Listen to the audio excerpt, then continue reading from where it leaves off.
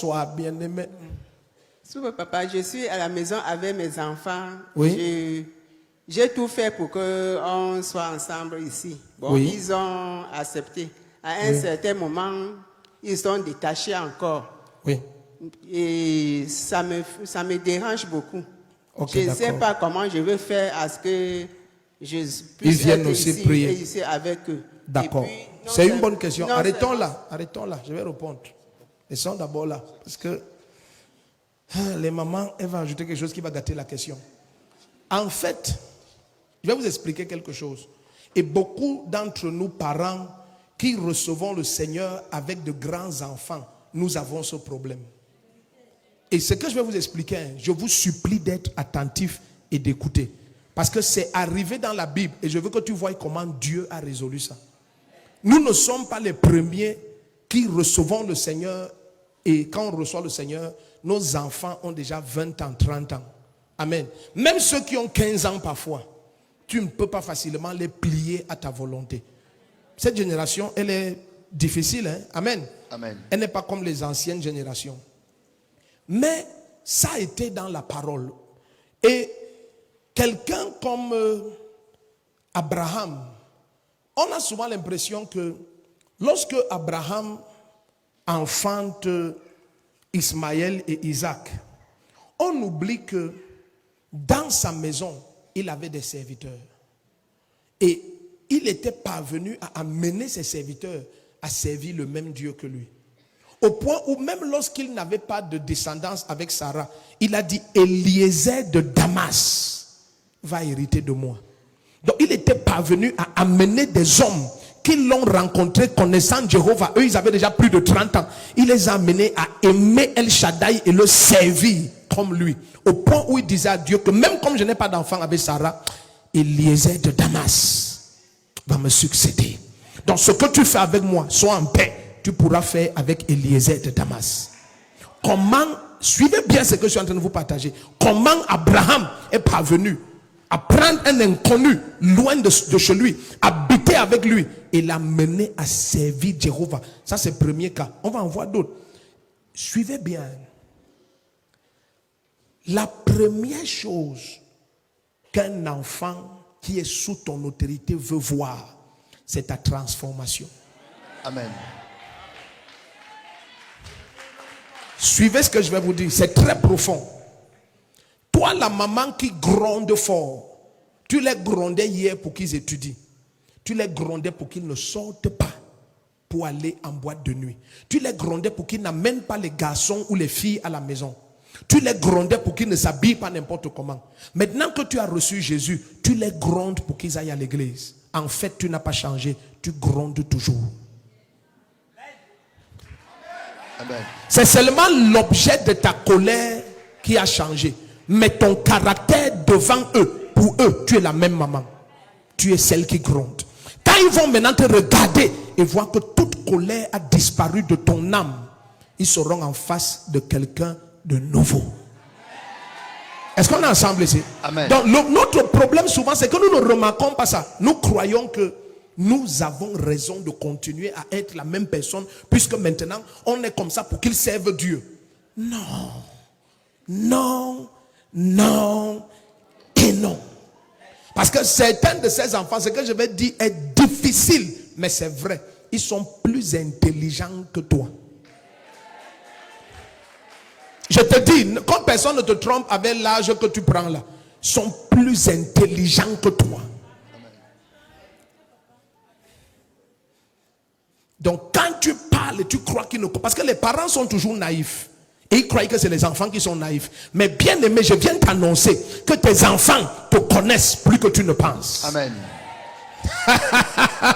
Ils t'examinent et t'analysent plus que tu ne penses. Amen. Ils prévoient même tes gestes plus que tu ne penses. Amen. Mais toi, tu ne les connais pas comme eux, ils te connaissent. Si ton enfant se confesse à toi, tu vas fuir ta maison. Amen. Tu ne les connais pas.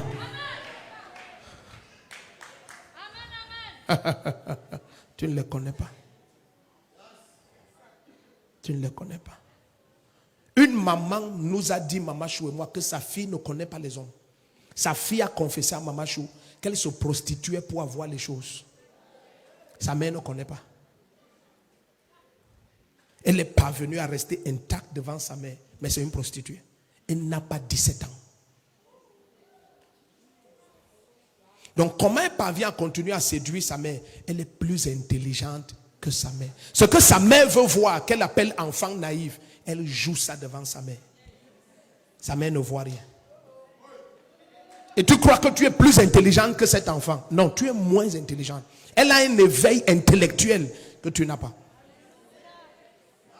Si tu es humble, tu vas comprendre que le problème n'est pas les enfants qui ne veulent pas te suivre. Le problème, c'est qu'ils n'ont pas encore vu quelqu'un de nouveau. Ils sont en face de la même personne. La même personne. La même. Donc, et or, comment tu vas changer si tu ne t'examines pas? C'est pour ça que l'apôtre Paul dit, examine-toi toi-même. Amen. Si tu te juges toi-même, personne ne pourra te juger. Amen. Notre problème souvent, c'est que nous ne voulons pas nous examiner. Tu vois un peu. Tu dois t'examiner, tu dis, attends. Moi, profane défaut, voici mon problème. J'ai un problème avec ceci. J'ai un problème avec cela. J'ai un problème avec ceci. J'ai un problème avec cela. Et les gens autour de moi ont déjà remarqué, j'ai un problème. Donc, tu sais ce que tu dois traiter. Donc, ne te tiens pas comme parent. Et tu dis que non, vous n'avez rien à me dire. Je suis votre mère. C'est moi qui comprends. C'est moi qui connais. Écoute, tu ne peux pas les changer en faisant ça. Amen. Tu ne peux pas. Tu ne peux pas. Tu ne peux pas. Tu ne peux pas. Tu ne peux pas. Tu ne peux pas. Tu ne peux pas. Tu ne peux pas.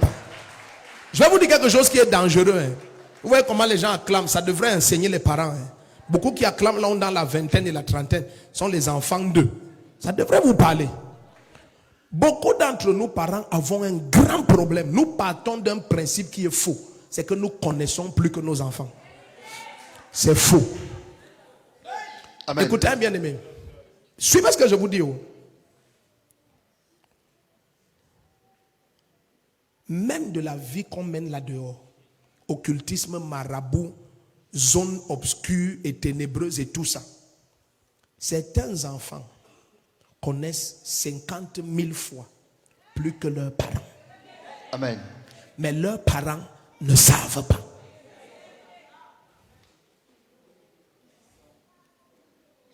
Est-ce qu'on est ensemble ici? Amen.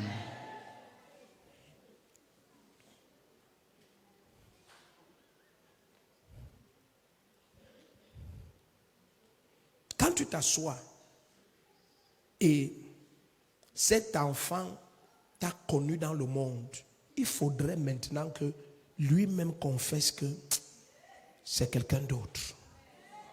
Amen. Ça va attirer son attention. Amen. Il y a des parents qui ne écoutent depuis qu'ils sont parents. Ils n'ont jamais fait asseoir leur enfant comme ça. Et ils causent sans colère ni menace. Ils causent que mon chéri, ma chérie, assieds-toi. Comment ça va? Comment était ta journée? J'ai dit, est-ce que toi tu vois que il n'y a pas des choses que je dois changer pour être une bonne mère pour vous? Si tu dis seulement ça, l'enfant va suivre Jésus-Christ. Amen. J'ai dit seulement ça, c'est fini. Amen. Mais tu vois, la manière qu'on t'a élevé, la personne qui t'a élevé, ton père et ta mère biologique. Quand les gens disent souvent que l'Africain a un problème avec la démocratie, ils ne savent pas combien vrai est ce qu'ils disent. Ce n'est pas dans notre système. On ne donne pas la parole aux faibles. Du village jusqu'à n'importe où, ça ne se fait pas. Quand un vieux se lève, les jeunes se taisent. C'est génétique.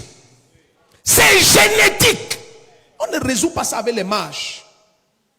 Il n'y a que Jésus pour changer les cœurs. Amen. C'est pour ça que c'est le seul espoir de l'Afrique. Et personne ne comprend. C'est le seul espoir. Ce n'est pas l'un des espoirs, c'est le seul. Amen. Ce n'est pas dans nos gènes. En Afrique, un enfant ne parle pas quand le père parle. Amen. Dans tous les villages, de l'extrême nord, Égypte, jusqu'à l'extrême sud, Cap de Bonne Espérance, en Afrique du Sud. You don't talk. Tais-toi. Les vieux parlent du... Tais-toi. Un vieux se lève et dit qu'on lave toutes les filles de ce village. Igwe, Kwenu, c'est fini. Le fond a parlé, c'est fini. C'est fini. Donc, si tu fais seulement asseoir tes enfants et tu prends leur avis, certains enfants auront peur. Que Ma est entré dans quoi? Ce n'est plus Ma ici. Entre eux, ils vont causer que maman a changé. Maman a changé. Tu dis à tes enfants que mes chéris, voici les 20 000 que nous avons ici. Je suis en train de réfléchir. Je veux que vous me dites, est-ce que vous avez une idée de ce qu'on peut faire avec cet argent? Jesus. Maman est entrée dans quoi? Est-ce que vous comprenez un peu? Maman est entrée dans quoi? Parce qu'en 30 ans sous ton toit, ça n'est jamais arrivé. Qu'on prenne son avis pour faire quoi? Non, jamais. Que tu la fasses asseoir et tu lui dis, je vais vous montrer. C'est dans la Bible. J'ai pris l'exemple d'Abraham. J'ai même 4. Le deuxième exemple que je veux prendre pour qu'on finisse la question, c'est qu'il y a eu un papa qui avait 2 enfants. L'un était quelqu'un de difficile. Très difficile. C'était le genre d'enfant que nous avons maintenant pour beaucoup d'entre nous. Il est venu dire à son père que, tel que je vois les choses, tu n'as aucun plan de mourir. Non, c'est vrai. Il lui a dit, non, tel que j'entrevois ta vie, là où tu fais le sport à 89 ans, je sens que c'est clair que tu ne pars pas demain. Non, c'est clair. On va être ici à 114 ans, tu seras là. Et tu seras là debout comme ça. Donc quand je te regarde, donne ma part, je pars. Oh, les gens ils ne sont pas ici. Il a dit, quand je t'observe, je ne vois aucune pensée de partir. Comment quelqu'un est droit comme ça? Tu pars quand? Imagine le genre d'enfant. Le seul moyen d'hériter, c'est que ton père meurt. Donc s'il demande son héritage, c'est qu'il dit à son père que, mon frère, rien ne meurt en toi. Ce n'était pas le genre de papa qu'un jour il se lève et dit, mon dos, quel dos? Intact, comme ça, il marche comme ça. Son fils dit, oh, yo, aïe, aïe, aïe, aïe, aïe. Donc il a dit, oh papa, viens ici. Donne-moi pas. Son père a dit, ok. Il a coupé les biens en 2. Regardez l'attitude de ce père. Il est transformé. Je vais vous expliquer pourquoi il dit qu'il est transformé. Le fils aîné l'a connu quand il n'était pas transformé. Il faut bien lire la Bible. Le fils aîné, l'attitude qu'il a envers son père, il a toujours peur de son père. Son père était quelqu'un de très colérique avant. C'est quelqu'un que pour qui te donne quelque chose, tu devais mériter ça. Donc l'attitude que le fils aîné a, c'est à cause de l'ancien caractère de son père. Mais le petit si est né voyant un papa différent. Un papa que tu peux même lui demander ton héritage. Il est tellement brisé en lui-même. Il est tellement humble. Il prend, il te donne. Le fils aîné ne peut pas oser ça. C'est qui connaît de son père. Il va te taper, le sang sort, il te tue. Tu es malade. Il te tape. C'est pour ça qu'il travaillait pour mériter un peu de son père. Ça c'est l'ancien. Mais le fils prodige a connu la personne qui a reçu Jésus-Christ. Amen. Le nouveau parent. Amen. La preuve, quand il revient, ce parent ne lui demande pas que où est mon argent que tu as pris? Il a demandé. Si c'était toi, l'enfant que tu as envoyé à la boutique avait 100 francs pour acheter le pain. Il est rentré avec 2 bonbons. Il est mort. L'hôpital de Biemassi doit libérer un lit. Tu vas, il est fini. 3 babouches vont se couper sur lui. Il est confirmé mort. 100 francs, 100 francs. Ce n'est pas les 100 millions de l'autre, c'est 100 francs. Donc quand il rentre à la maison, il ne rentre pas. Il dure minuit. C'est là qu'il rentre. Et même quand il rentre à minuit, il guette si tu dors. Et toi aussi tu es déjà un ancien, tu fais semblant de dormir. Pour qu'il entre. Tu attends, il traverse bien. Il va vers le couloir. Bam, tu bloques la porte centrale.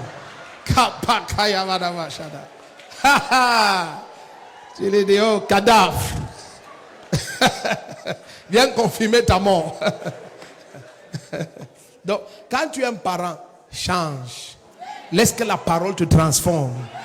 Laisse que les enfants voient quelqu'un de nouveau. Amen. Si ton amen est comme le tonnerre, ta vie change. Amen. Oui. Oui, papa. Question.